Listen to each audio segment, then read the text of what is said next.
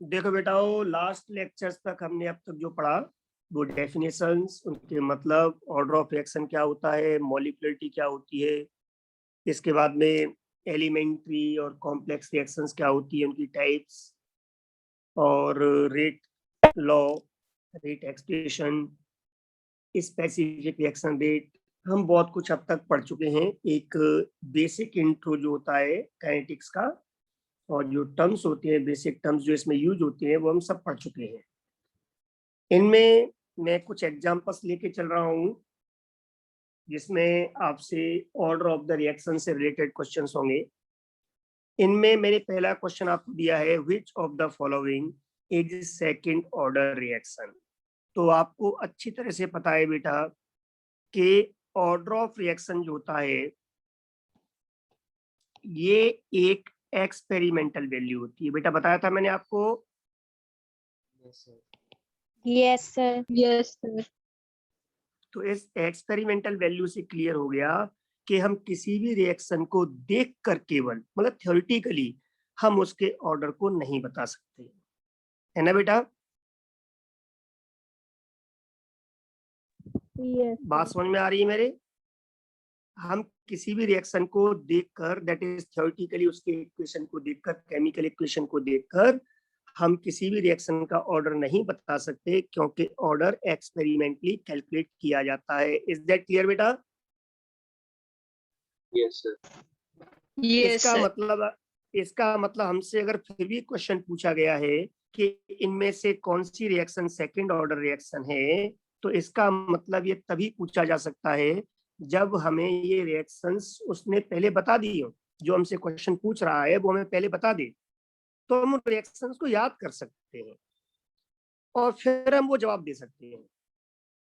हम इसमें कोई कंसेप्ट या दिमाग नहीं लगा सकते, क्योंकि एक्सपेरिमेंटल वैल्यू है। या तो कोई हमें बता दे कौन से ऑर्डर की है, हम उसे याद कर लेंगे, फिर हम बता देंगे, या फिर हमें वो एक्सपेरिमेंटल डेटा दे तो हम उससे हम लॉजिक लगा सकते हैं। इज दैट क्लियर बेटा?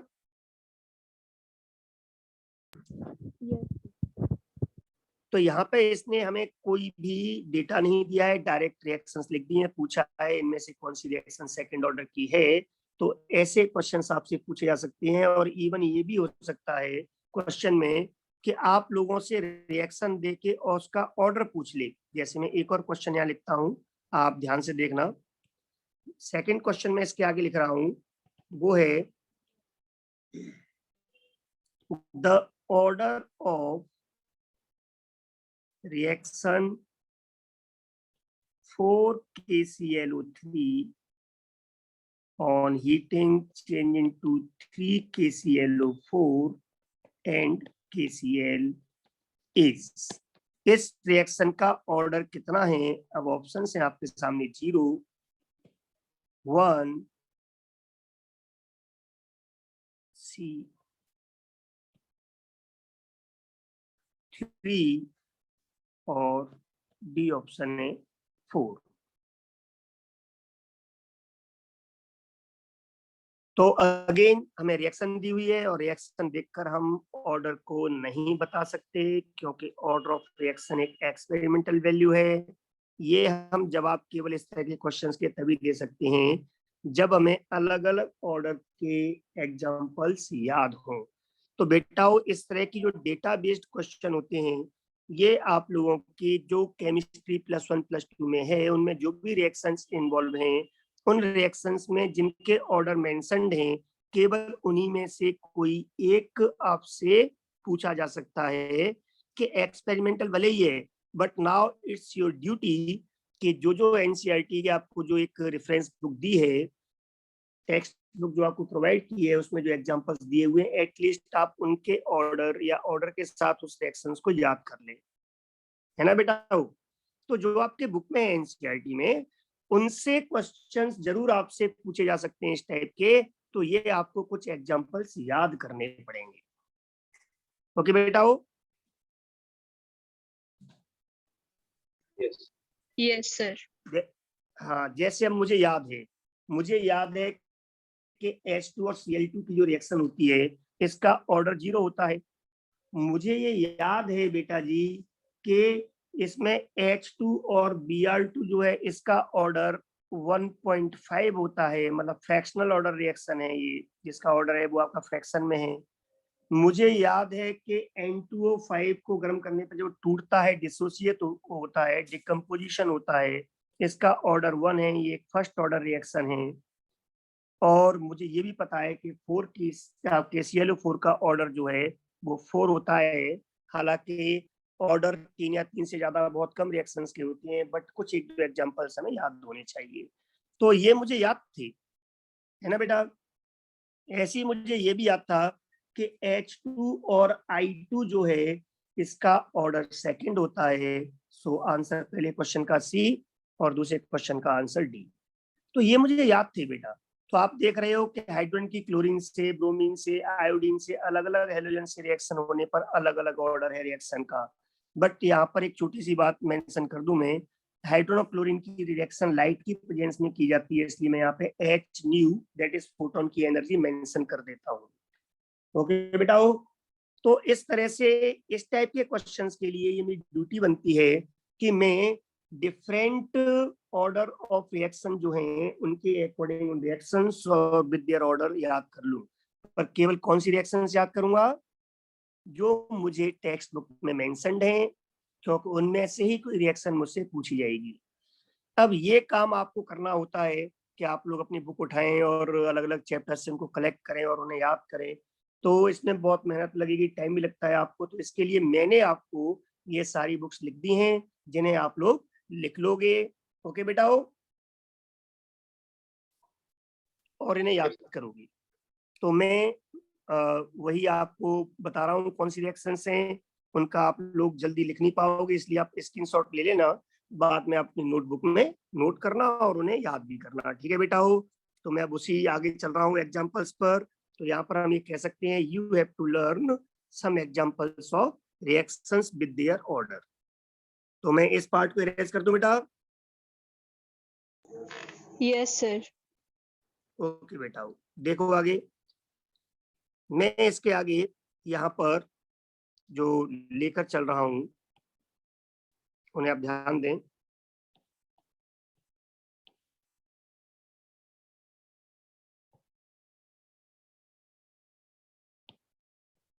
वो एक टेबल मैंने बनाई आपके लिए, मैं उस टेबल पे मेंशन कर देता हूँ।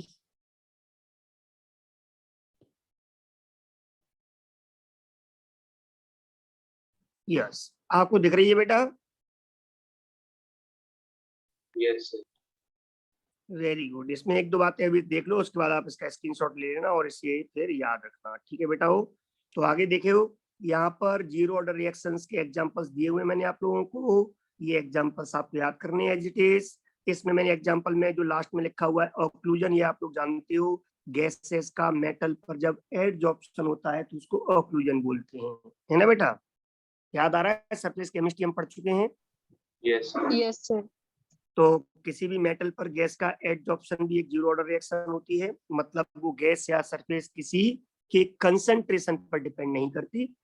जीरो ऑर्डर मींस जिसका जो किसी भी रिएक्टेंट पे या किसी भी सबस्टेंस पे डिपेंड ना करे। फर्स्ट ऑर्डर रिएक्शन जो कंसंट्रेशन के पावर 1 के डायरेक्टली प्रोपोर्शनल हो रेट, उन्हें सबको फर्स्ट ऑर्डर रिएक्शन बोलते हैं। तो ये आपके मैक्सिमम एग्जांपल हैं 10, और ये आपको बहुत इंपॉर्टेंट याद करने हैं। सेकंड ऑर्डर रिएक्शन में कौन कौन सी, ये भी काफी हैं। मोस्टली रिएक्शंस फर्स्ट और सेकंड ऑर्डर रिएक्शन की ज्यादा होती हैं, लेकिन थर्ड ऑर्डर में कुछ रिएक्शंस मिलती हैं। इन रिएक्शंस में ऐसी रिएक्शंस पे स्पेशली ध्यान देना जो कंफ्यूज कर सकती हो।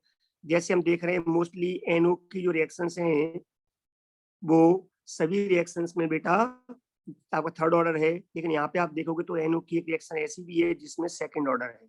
तो ऐसी रिएक्शंस कंफ्यूज कर सकती हैं, इन पे आप स्पेशली ध्यान रखें। ऐसी मैंने अभी आपको एक क्वेश्चन दिया, जैसे हाइड्रोजन की रिएक्शन आयोडीन से अलग ऑर्डर है, सेकंड ऑर्डर, है ना बेटा? ये ब्रोमीन से अलग ऑर्डर है 1.5, क्लोरीन से अलग ऑर्डर है हाइड्रोजन की रिएक्शन का जीरो ऑर्डर रिएक्शन। तो ऐसी रिएक्शंस जो कंफ्यूज कर सकती हैं उन्हें अलग से स्पेशली याद रखना। ओके बेटा हो। इसके अलावा अगर हम बात करें आपके नीट या मेंस एग्जाम्स के अकॉर्डिंग, तो ये काफी है। ये 4 zero order, first order, second order, third order और फ्रैक्शनल ऑर्डर रिएक्शन का मतलब होता है कि जिनके ऑर्डर जो हैं वो फ्रैक्शन में होंगे। जैसे इसका रिएक्शन, इसका ऑर्डर 1.5 है, एन यहाँ पर ऑर्डर है बेटा। CO कार्बन मोनोऑक्साइड और क्लोरीन की रिएक्शन से COCl2 बनता है, इसका ऑर्डर 2.5 है। इस COCl2 का एक कॉमन नेम भी है, मैं यहाँ पे अलग से लिख देता हूँ आपके एक्स्ट्रा नॉलेज के लिए। COCl2 को हम फॉस्जीन कहते हैं और ये एक पॉइजनस गैस होती है, काफी जहरीली होती है। ओके बेटा हो, तो CO से, और इस पॉइजनस गैस का जो टूटना है वो भी फ्रैक्शनल ऑर्डर है, लेकिन बनने में 2.5 होता है, टूटने में डिसोसिएशन में इसका ऑर्डर 1.5 होता है। तो जैसे CHCl3 है, CHCl3 को हम लोग जानते हैं क्लोरोफॉर्म बोलते हैं, इसका कॉमन नेम है। और जो क्लोरोफॉर्म है ये आप लोग जानते हो कि एक एनेस्थेसिया होता है, और ये फॉर्मेल्डिहाइड है, इसका डिकम्पोजिशन 1.5 ऑर्डर होता है। तो आपको इस तरह से बेटा हो ये याद करनी है। ओके बेटा हो, इसमें मैंने आपको एक नोट पॉइंट दिया हुआ है, इस नोट पॉइंट में आप समझ लें, ये फोर्थ ऑर्डर रिएक्शन जो है इसके 2 ही एग्जांपल्स आप यहाँ पे लिखोगे, लेकिन ये 2 एग्जांपल्स भी नीट और मेंस के अकॉर्डिंग अगर आप याद ना करें तो चलेगा, क्योंकि चांस बहुत कम है कि नीट और मेंस में पूछा जाए। ओके बेटा हो, यस सर। ओके बेटा हो, और ये कंफर्म मान लें कि ये जो रिएक्शंस मैंने आपको दी हुई हैं इनसे बाहर कोई भी रिएक्शन आपके एग्जाम में आपसे नहीं पूछेगा, चाहे वो बोर्ड हो, नीट हो, जेई, आपका मेंस या एडवांस हो। क्यों? क्योंकि जैसा कि मैंने आपसे कहा कि ऑर्डर एक एक्सपेरिमेंटल वैल्यू है, किसी भी रिएक्शन की इक्वेशन को देखकर हम थ्योरेटिकली उसके ऑर्डर को नहीं बता सकते, इसीलिए केवल आपसे वही रिएक्शंस पूछी जाएंगी जो एनसीईआरटी में मेंशन्ड है। मैं फिर रिपीट कर रहा हूँ, और ये वो रिएक्शंस हैं जो मैंने एनसीईआरटी से पिक की हैं, इन्हें आपको याद करना है, इसके अलावा नहीं पूछेगा। क्योंकि इसके अलावा अगर पूछता है तो आप तो बेटा दूर की बात है, जो टीचर पेपर बना रहा है खुद वो भी नहीं बता सकता इक्वेशन को देखकर। तो ऐसे क्वेश्चंस दिमाग में मत लाया करो आप लोग कि सर इसके अलावा कोई और क्वेश्चन पूछ ली तो क्या होगा, पूछ ही नहीं सकता क्योंकि उसका आंसर कोई नहीं दे सकता। ठीक है बेटा हो, तो यस सर। इनमें से कोई आपको, हाँ तो इनमें से कोई आपको छोड़ना नहीं है, और इसके अलावा आपको डरना नहीं है, क्योंकि इसके अलावा आएगा नहीं। ओके बेटा हो, ओके सर। तो कुछ, हाँ कुछ डेटाबेस होता है, उस डेटा में से कोई पूछेगा जो आपको गिवन है, और जो कंसेप्ट है उसकी कोई लिमिट नहीं होती है, कंसेप्ट के अकॉर्डिंग वो कुछ भी बना के पूछ सकता है। आप कंसेप्ट अप्लाई कीजिए, कंसेप्ट सीखिए और डेटा को लर्न कीजिए, बस यही स्टडी का तरीका होता है। तो हम आगे बढ़ते हैं बेटा हो, मैं अब अपने ऐसी कुछ क्वेश्चंस और लेता हूँ ऑर्डर ऑफ द रिएक्शंस के ऊपर, वो आप लोग अब देखें। आगे बढ़े बेटा। Yes sir. यस चलो देखो आगे, अगर हम अगला क्वेश्चन यहाँ पे देखें, नेक्स्ट जो हम क्वेश्चंस की बात कर रहे हैं, तो अगले क्वेश्चन में बेटा जी हम यहाँ पे बात करने जा रहे हैं कि अगर आप लोगों से क्वेश्चन में वो, अब रिएक्शन नहीं, वो आप लोगों को रेट बताएगा कि वो रेट कितनी है, रेट कांस्टेंट बताएगा। ओके बेटा, तो आप क्वेश्चन समझें पहले मैं क्या कहना चाह रहा हूं। इफ स्पेसिफिक रिएक्शन रेट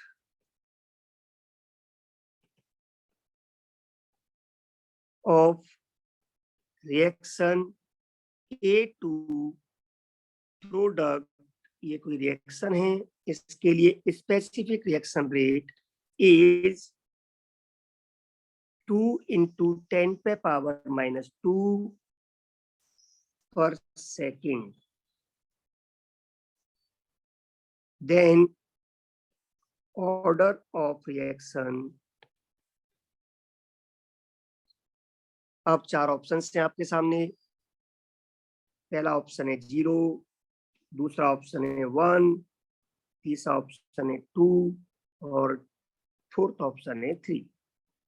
आपसे एक रिएक्शन दी हुई है, इससे प्रोडक्ट बन रहा है, इस रिएक्शन के लिए इन्होंने स्पेसिफिक रिएक्शन रेट दी हुई है, उसकी वैल्यू दी हुई है और आपसे ऑर्डर पूछा है।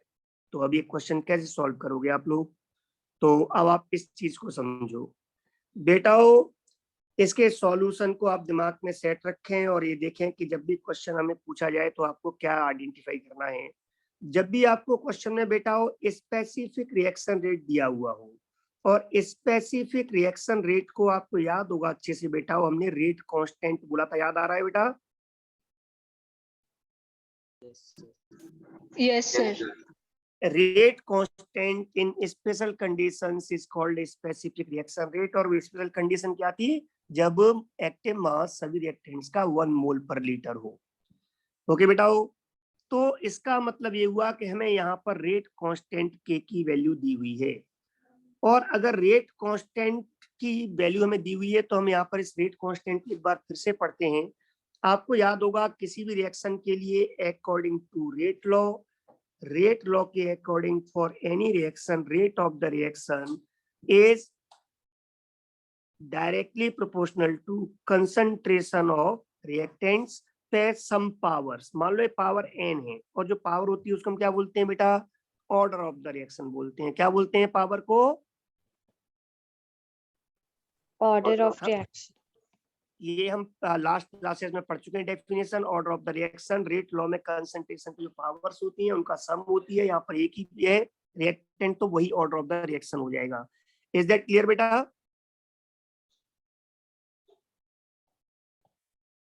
तो मैं यहाँ पे लिख सकता हूँ रेट इज इक्वल टू के ए पर पावर एन। अब यहाँ पे के क्या है? हियर के इज रेट कांस्टेंट, जिसको हम डिफाइन कर चुके हैं as specific reaction rate. Okay बेटा, तो अब मुझे ये बताइए यहाँ पर कि यूनिट ऑफ के क्या होगी? Unit of specific reaction rate या यूनिट ऑफ रेट कांस्टेंट के क्या होगी बेटा? इसकी यूनिट जो होगी वो unit of rate of reaction, जो रेट ऑफ रिएक्शन है इसकी unit divide by unit of, ये क्या है बेटा? Concentration, active mass. Yes, sir. बोलो बेटा। Very good. इस पर पावर क्या हो जाएगी अब? एन। यही होगी ना बेटा? Yes, sir. Yes. Very good. तो यूनिट ऑफ के में हम बात करते हैं पहले रेट ऑफ रिएक्शन की यूनिट की। तो रेट ऑफ रिएक्शन की यूनिट क्या होती है बेटा? आपको पढ़ा चुके हैं पर आपको याद नहीं है। Very good. मोल पर लीटर पर सेकंड या पर मिनट पर आवर, टाइम का कुछ भी हो सकता है, पर हम ऐसे सिस्टम में लें तो हम यहाँ पर सेकंड। मोल पर लीटर पर second. Very good. Upon concentration की यूनिट क्या होती है बेटा? Polarity. Mole per liter inverse. मोल पर लीटर। Very good. तो इस पर पावर एन हो जाएगी। अब आप मेरी नजर से देखो बेटा, तो इस पूरी पे पावर इस पे 1 मान सकता हूं मैं, और Yes. जब पावर्स ऊपर, हाँ पावर्स ऊपर जाते हैं तो इसे हम क्या बोल देते हैं? माइनस हो जाती हैं। तो मोल per litre per power 1 minus N बोल सकता हूँ बेटा मैं। बेस सेम है ना? Yes. पर सेकेंड। तो आप यूनिट ऑफ के ऐसे भी याद कर सकते हो।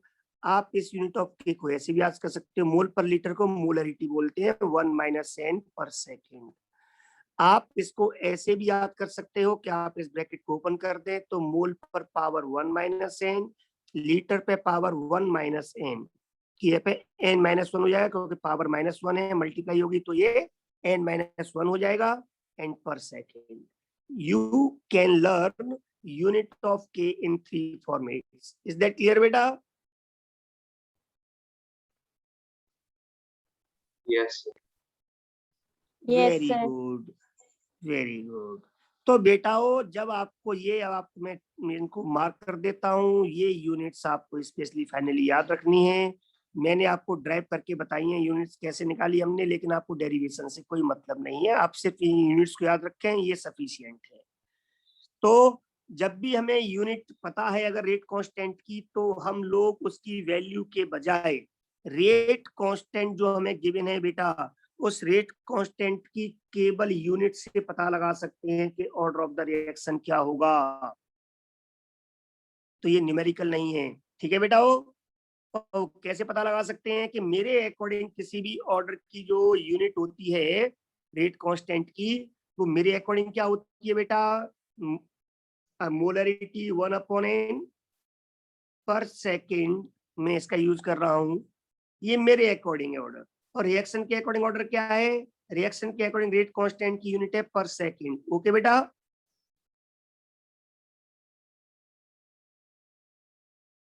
बोलो। Yes, sir. Yes, sir. अब बेटाओं में इस पर सेकंड को ऐसे लिख सकता हूँ ना, मोलरिटी पे पावर 0 पर सेकंड, तो पावर 0 का मतलब 1 होता है, तो इससे भी फर्क नहीं पड़ेगा। मैं इस बात को ऐसे लिख सकता हूँ। Yes, sir. अब आप कंपेयर कीजिए बेटा, तो कंपेयर करने पर m पे पावर 1 माइनस n जो है that will be equal to 0 for this reaction.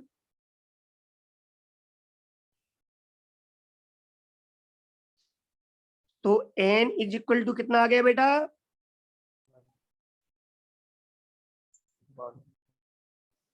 तो इस क्वेश्चन का आंसर क्या हुआ? ये रिएक्शन किस ऑर्डर की होगी? ये फर्स्ट ऑर्डर रिएक्शन होगी या ऑर्डर रिएक्शन का 1 होगा। Is that clear? Yes, sir. Yes, sir.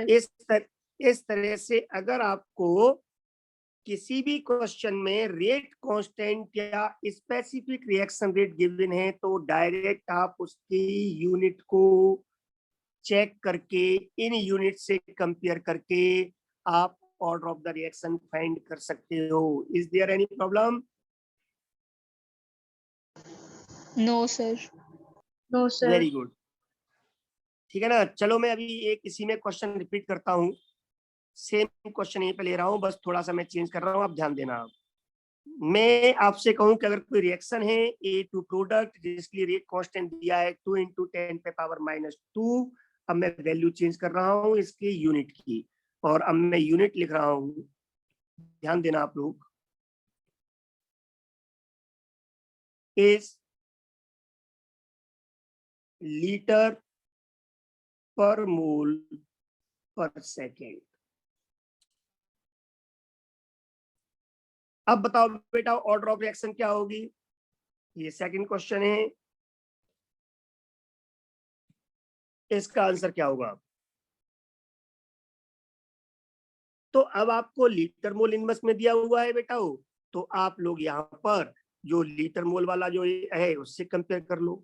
आप इससे कंपेयर करो तो आपके अकॉर्डिंग क्या होगा बेटा? आपके अकॉर्डिंग तो है मोल 1 माइनस n लीटर n-1 पर सेकेंड, और आपके क्वेश्चन के अकॉर्डिंग रेट कांस्टेंट की वैल्यू क्या दी, उसकी क्या दी है यूनिट? उसमें दी हुई उसने मोल -1 लीटर पर सेकेंड। अब मैं इसको आगे पीछे लिख दूंगा बस इसको, ठीक है बेटा हो। अब इससे क्लियर हो गया यहाँ पर कि मैं कोई भी एक पार्ट कंपैरिजन में ले सकता हूं, चाहे तो मोल की पावर को मोल से कंपेयर कर लो, तो उसके according 1 minus n is equal to -1 हो जाएगा बेटा। और अगर आप लीटर को लीटर से कंपेयर करोगे तो n-1 इज इक्वल टू 1 हो जाएगा, या यहाँ 1 मान सकता हूँ, आप किसी से भी कंपेयर कर लो।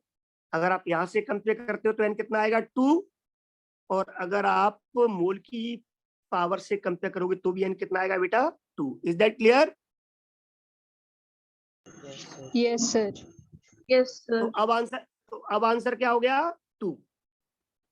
Order of the reaction is 2, that is it is second order reaction. तो अब आपके क्लियर हो रहा है बेटा कि अगर आपके से क्वेश्चन पूछा जाए और उस क्वेश्चन में रेट कांस्टेंट दिया हुआ हो, स्पेसिफिक रिएक्शन रेट दिया हुआ हो, तो आप उसकी यूनिट को आइडेंटिफाई करके जो यूनिट रेट कांस्टेंट की होती है एन के टर्म्स में, ऑर्डर ऑफ रिएक्शन एन के टर्म्स में, आप उसके इक्वलाइज करोगे और वहां पर उनकी पावर्स को कंपेयर करके आप लोग order of the reaction find कर सकते हो। इज दैट क्लियर बेटा? Yes, sir. Very good. अब इसके आगे मैं एक और क्वेश्चन लेके चल रहा हूँ, एक और एक टाइप है, एक डिफरेंट टाइप का एग्जांपल है, हम उसकी बात करते हैं। आप सेशन एंड के बाद में इसी लिंक पर वापस आ जाना, तो मैं अभी कुछ और फर्दर एग्जांपल्स लेके चलूंगा। आज हम ऑर्डर ऑफ द रिएक्शंस के ऊपर कुछ क्वेश्चंस ही ट्राई करते हैं, एग्जांपल्स, हम टॉपिक को आगे बाद में बढ़ाएंगे। तो सेम लिंक पे वापस आ जाना बेटा, ठीक है? मैं अगला एग्जांपल अब लेके चल रहा हूँ, चले बेटा? Yes, sir. Yes, sir. Very good. तो आप चाहो तो यहाँ पे अलग अलग ऑर्डर के यूनिट्स बना सकते हो। जैसे आप सपोज करो यहाँ पे अगर आप एग्जांपल दें तो बताओ बेटा, मैं आपसे क्वेश्चन डायरेक्ट अभी ऐसे ही पूछ लूं कि बताओ, क्वेश्चन है आपके सामने, ध्यान देना। व्हाट इज द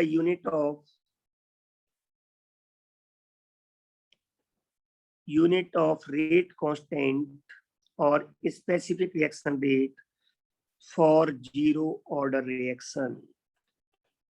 बताओ बेटा, जीरो ऑर्डर रिएक्शन के लिए रेट कांस्टेंट की यूनिट क्या होगी? मान लो सब्जेक्टिव क्वेश्चन है 1 मार्क का, आपके बोर्ड में आ जाए तो आप कैसे करोगे बेटा? उस क्वेश्चन में आप लोग लिखोगे we know that unit of K is equal to mole per litre per power 1 minus n per second. याद आ गया बेटा? Yes, sir. ये आप लिखोगे। और अकॉर्डिंग टू क्वेश्चन, जो क्वेश्चन आपसे कह रहा है कि ऑर्डर ऑफ रिएक्शन जो है दैट इज n, वो जीरो है क्योंकि इसे नाम ले दिया zero order reaction, that is order zero है। सो आप इस जीरो वैल्यू को n की जगह पर पुट कर दीजिए। So unit of k is equal to mole per litre per power 1 minus 0 पर second, that is mole per litre पर सेकेंड। इज दैट क्लियर बेटा? Yes, sir. Yes, sir. Very very good, very good. चलो अब हम थोड़ा सा change करते हैं, कुछ और एग्जांपल्स लेते हैं। आप ये समझ गए कि कितना इंपॉर्टेंस होता है रेट कांस्टेंट या स्पेसिफिक रिएक्शन रेट की यूनिट का, इसलिए आप उसकी यूनिट्स पर बहुत ध्यान दिया करो और आप कैलकुलेट भी कर सकते हो। अब हम आगे क्वेश्चंस लेके चल रहे हैं बेटा। नेक्स्ट क्वेश्चन आपसे हम पूछ रहे हैं, आप क्वेश्चन को समझिए, समझने की कोशिश कीजिए। The rate law for a reaction A plus B is equal to products is dx by dt is equal to k e per power 1 by 2b। Question है फाइंड ऑर्डर ऑफ रिएक्शन। बताओ बेटा, order of reaction क्या होगा? Sir 1.5। Very good, 1.5।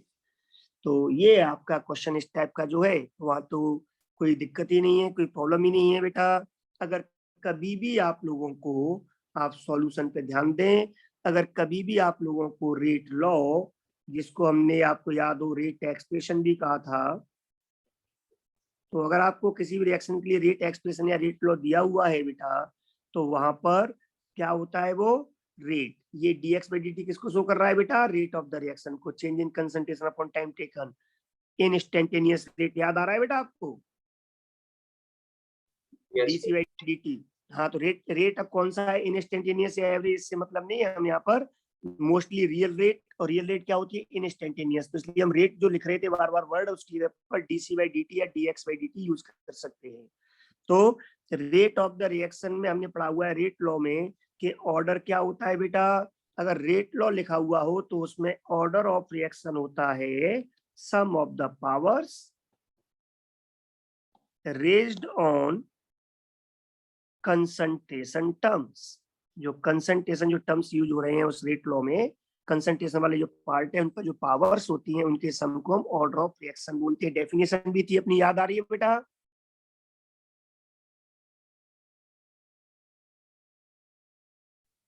तो very good. तो reaction कुछ भी दी हुई हो, आपको इस रिएक्शन से कोई मतलब ही नहीं है। अगर उसने रेट लॉ ही मेंशन कर दिया, रेट लॉ ही दे दिया, तो फिर तो ऑर्डर बताने में कोई प्रॉब्लम नहीं है 1% भी, और हम डायरेक्ट यहाँ पर इसको लिख सकते हैं।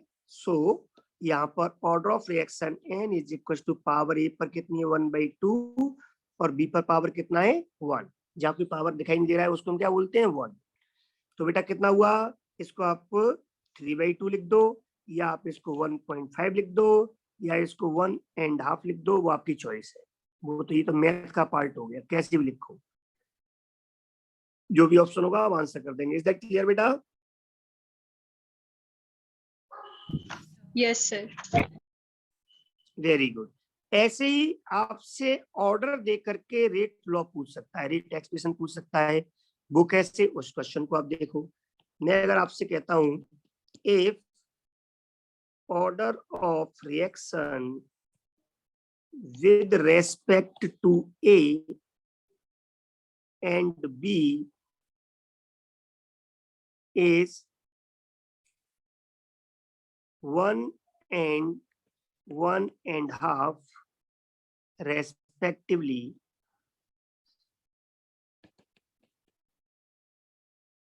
for the reaction A plus B is equals to product। इस रिएक्शन के लिए ऑर्डर ऑफ रिएक्शन जो है वो कितनी है बेटा? ए के रेस्पेक्ट में 1 है और बी के रेस्पेक्ट में 1.5 है। Then find net order of the reaction, final order of the reaction पता कीजिए, एंड राइट रेट लॉ। और इस रिएक्शन के लिए रेट लॉ या रेट एक्सप्रेशन भी कह सकते हैं, right rate expression for reaction. ये सब्जेक्टिव क्वेश्चन आपके सामने हो गया, तो बहुत आसान है इसके लिए भी। अब आपको हर रिएक्टेंट के रेस्पेक्टिवली आपको दिया हुआ है, तो बेटा यहाँ पर रेट एक्सप्रेशन क्या होगा? रेट एक्सप्रेशन होगा या रेट लॉ आप कह सकते हो। रेट लॉ होगा यहाँ पर rate of the reaction dx by dt is equal to constant, rate constant into concentration of A पे पावर 1, जिसको मेंशन बाद में हो सकता है, आप करना भी करें कोई दिक्कत नहीं पावर 1 को, क्योंकि ए के रेस्पेक्ट में ऑर्डर 1 है। दैट इज रेट जो है वो ए के डायरेक्टली प्रोपोर्शनल है कंसंट्रेशन के, एंड कंसंट्रेशन ऑफ बी पे पावर 1.5। ओके बेटा, आप इस 1 को चाहो तो ड्रॉप कर सकते हो। तो ये हो गया रेट लॉ, ये तो ये आंसर हो गया। ये क्या है? रेट लॉ समझ में आ गया बेटा? और ऑर्डर ऑफ रिएक्शन क्या होगी? नेट ऑर्डर या total order of the reaction क्या होगी? Sum of the powers 1 and 1.5, that is क्या कह सकते हो बेटा आप इसे? 2.5 या 2.5 या 5/2, चॉइस इज योर्स। तो ये order of the reaction. Is that clear? ये भी आंसर। तो अगर आपको हर रिएक्टेंट के रेस्पेक्ट में दिया हुआ है ऑर्डर, इट मींस वो हर रिएक्टेंट के रेस्पेक्ट में बताना चाह रहा है कि रेट किस तरह चेंज हो रही है। तो इस रिएक्शन की A plus B equal to product की जो रेट है वो ए की कंसंट्रेशन के डायरेक्टली प्रोपोर्शनल है और बी की कंसंट्रेशन पे पावर 3/2 के डायरेक्टली प्रोपोर्शनल है। इज दैट क्लियर बेटा? Yes, sir. Very good. अब हम ये और फर्दर एग्जांपल्स लेते हैं क्वेश्चंस के ऑर्डर के, वो हम नेक्स्ट सेशन में लेते हैं बेटा। आप सेम लिंक पे वापस आ जाना, ठीक है बेटा? Yes, sir. ओके बेटा, सेम लिंक पे वापस आओ।